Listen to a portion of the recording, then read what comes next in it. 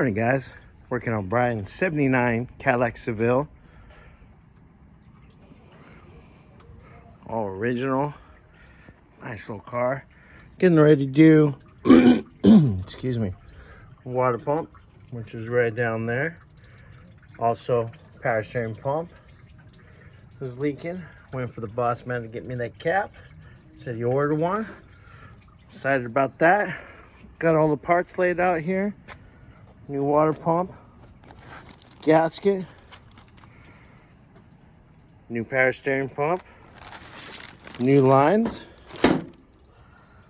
Yeah, we'll see how this day goes.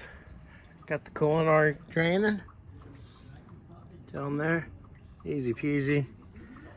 Yeah, don't look like it'll be too bad. Not bad at all. But yeah, water pump, power steering pump, lines, be ready to go. All right, guys, get back to you in a moment.